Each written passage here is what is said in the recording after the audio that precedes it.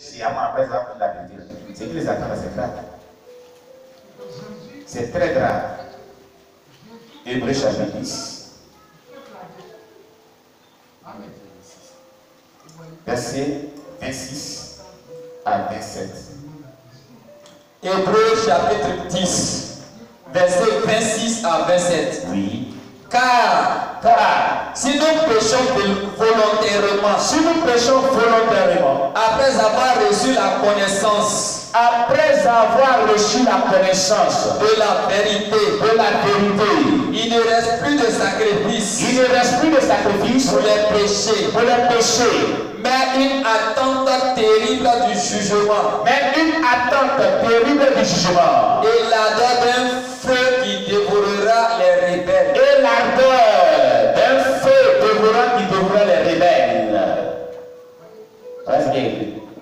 Donc quand tu as connu la vérité, on t'a enseigné la vérité, tu as découvert la vérité dans la Bible, et malgré chaque lettre sans péché, voici ce qui t'attend.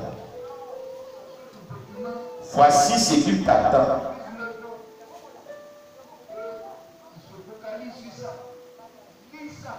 Jésus ne va pas venir encore à la croix pour se sacrifier encore à cause de tes péchés que tu commets, parce que tu sais que ce n'est pas bon pour te faire sciemment. Tu comprends ce qu'il a dit là? Tu sais que Dieu dit de ne pas ça que tu fais. Tu le fais quand même. Voici ce qui t'attend. Hein. En tant que chrétien, tu ne dois pas te comporter comme ceci, comme ça, mais tu te comportes comme ça. Voici ce qui t'attend. On parle, tu vas écouter. Voici ce qui t'attend. L'ardeur d'un feu dévorant qui va dévorer ceux qui agissent quand tu les appelles les rebelles. Rebelle à l'Éternel, pas à un homme, tu es rebelle à l'Éternel. Est-ce que j'avais dit? Est-ce que tu comprends? Quelqu'un comprend ce que Dieu dit ce matin? Amen.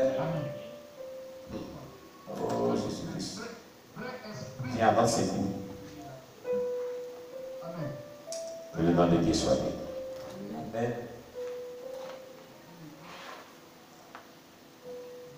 Deuxième, le tabernacle, sa couverture était faite en peau de bélier teint en rouge. Exode 25, verset 5, Exode 26, verset 11.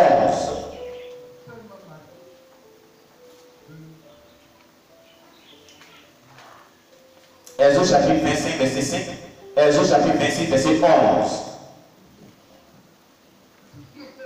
Exode chapitre 25, le verset 5. Des peaux de bélier teintes en rouge, Des peaux de bélier teintes en rouge, et des peaux de dauphin, du bois d'acacia. Exode chapitre 26, verset 11.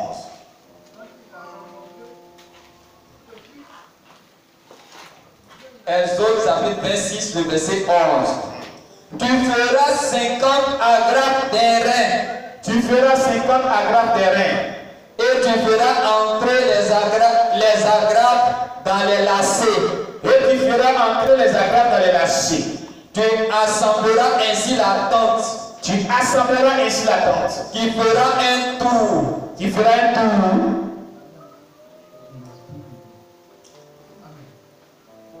Amen. Amen. Ce que nous venons de voir, Élie évoque la valeur du sacrifice expiatoire de Jésus-Christ à la croix, prophétiquement. Dans Isaïe 53, verset 6. Revenons à Isaïe 53, verset 6. Isaïe 53, verset 6.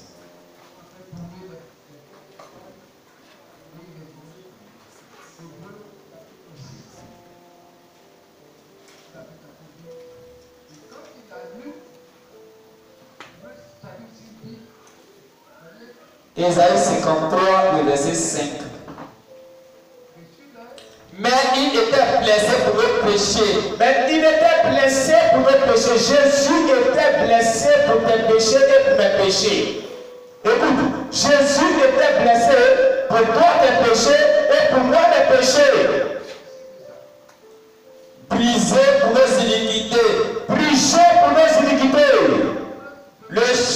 Le châtiment qui nous donne la paix est tombé sur lui. Le châtiment qui nous donne la paix est tombé sur lui. Et c'est par ces maîtrissures que nous sommes guéris. Et c'est par ces maîtrissures que nous sommes guéris. Regardez ce qu'il a subi à cause de tes péchés, à cause de mes péchés. Blessé à cause de tes péchés et de mes péchés. Brisé à cause de tes iniquités et mes iniquités. Le châtiment qui donne la paix est tombé sur lui. Pas sur nous, mais sur lui, à la croix. Et quand il nous parle, on ne l'écoute pas, on est perdu. On est incrédule. On fait ce qu'on veut. Écoute, quand tu te comportes de la sorte, tu le crucifies encore. Tu le gifles encore. Tu le maltraites encore. Tu es parmi les meurtriers qui l'ont tué encore. Quand tu n'es pas soumis à Jésus-Christ, quand tu n'es pas soumis à sa parole, quand tu n'es pas soumis à son Esprit Saint, voilà ce que cela représente au ciel. Contre toi. C'est un jugement contre toi. Jusqu'à quand serons-nous soumis à Dieu? Jusqu'à quand serons-nous obéissants? Jusqu'à quand on va abandonner cette mauvaise manière de vivre? Jusqu'à quand on va prendre conscience que je suis à la porte? Et même s'il n'était pas à la porte, on doit se sanctifier. Parce qu'il a été brisé à cause de nos péchés, à cause de nos iniquités. Blessé à cause de nos péchés et de nos iniquités. Cela doit nous interpeller, Seigneur, cher bien-aimé. Cela doit nous interpeller.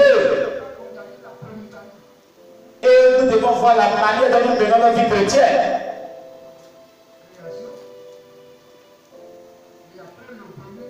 Il a démontré son amour pour nous. En se livrant, en sacrifice. Défiguré, comme on l'a dit tout à l'heure. Méprisé, abandonné. Il n'y avait aucun aspect qui était plaisable à cause de toi et moi. Mais quel est l'amour qu'on demande pour lui? La seule chose que nous demandons, c'est la sanctification. Parce qu'il ne veut pas nous perdre. Nous sommes si précieux à ses yeux qui s'est donné comme ça la croix. Il ne voudrait pas nous perdre. Il veut qu'on soit sauvé, qu'on le retrouve au ciel. C'est pourquoi il s'est donné ainsi à la croix, il s'est laissé faire et non défigurer. La seule chose qu'il te demande, détourne-toi de tes péchés, obéis à ses paroles. Voilà ce qu'il te demande. Voilà ce qu'il te demande, cher bien-aimé. Regarde comment il a été défiguré à mon toi. Mais est-ce que tu écoutes néanmoins ce qu'il te dit? Est-ce que tu fais néanmoins ce qu'il te demande? Dommage. La preuve en est, quand tes amis t'arrivent, en réalité tu le sais. Quand on a expliqué sur la confessionnelle, maintenant tu ne peux pas être sauvé. Tu vois ce que ça fait? Jusqu'à quand tu seras dans cette logique. Jusqu'à quand ta relation a été sur ainsi. Réfléchis pendant qu'il est temps. Réfléchis pendant qu'il est temps, qu'il n'est pas encore trop tard. Et prends la décision d'abandonner tout ce que Dieu n'aime pas que tu fais. Il en a assez payé à la croix pour cela. Alléluia. Il en a assez payé à la croix. Mais la vie quand même, on est en train de dire que la vie quand même, il n'a pas assez payé à la croix, qu'il doit encore toujours être ressuscité. On n'a pas pitié de lui quand même. C'est qu'il a subi un être humain suffisant. Personne. Il a assez payé à la croix. Changeons quand même un peu de conduite. Prenons conscience. Alléluia.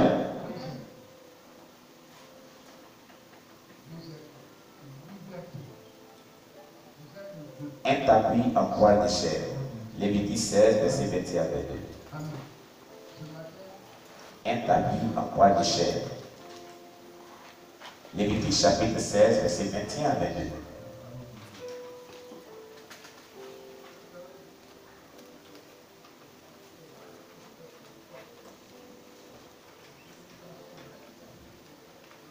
Lévitique chapitre 16, verset 21 à 22. Un tapis en poil de chair. Lévitique chapitre 16, verset 21 à 22. Aaron posera ses deux mains sur la tête. Lévitique chapitre 16. Oui. Aaron posera ses deux mains sur la tête du bouc vivant. Aaron posera ses deux mains sur la tête du bouc vivant. Et il confessera sur lui toutes les iniquités des enfants d'Israël. Et il confessera sur lui toutes les iniquités des enfants d'Israël. Et toutes les transgressions par lesquelles ils ont péché. Et toutes les transgressions par lesquelles ils ont péché. Et il les mettra sur la tête du bouc. Il les mettra sur la tête du bouc. Il les mettra sur la tête du bouc, puis il chassera dans le désert. Puis il le chassera dans le désert. À l'aide d'un homme qui aura cette charge. À l'aide d'un homme qui aura cette charge. Le bouc emportera sur lui toute leur iniquité dans une terre désolée. Le bouc emportera sur lui toute leur iniquité dans une terre désolée. Il sera chassé dans le désert. Il sera chassé dans le désert. Amen. Un tapis en poil de chèvre, ce revêtement est l'image de la justification en Christ, prophétiquement. En effet, Christ s'est chargé de nos péchés, afin que nous soyons libres de toute condamnation. Alléluia. C'est ce que est démontré dans Lévitique 16, verset 21 à 22 qu'on vient de lire. Le principal sacrificateur Aaron mettra la main sur la tête du bouc qu'on devait sacrifier. Et il pouvait prendre sur lui tous les péchés. Il prenait sur lui à l'époque tous les péchés des Juifs. C'est la même manière que Jésus-Christ qui a été sacrifié à la croix a pris sur nous de manière prophétique. Alors pendant que cela se faisait ici, c'était une action prophétique qui devait accomplir la croix par Jésus-Christ. Et c'est ce que Jésus est venu accomplir la croix, en prenant sur lui tous nos péchés, toutes nos iniquités. Amen. C'est pas ce qu'il a dit dans le Lévitique ici. Amen. Cela était prophétiquement ce que Jésus devait faire à la croix. Alléluia. Amen.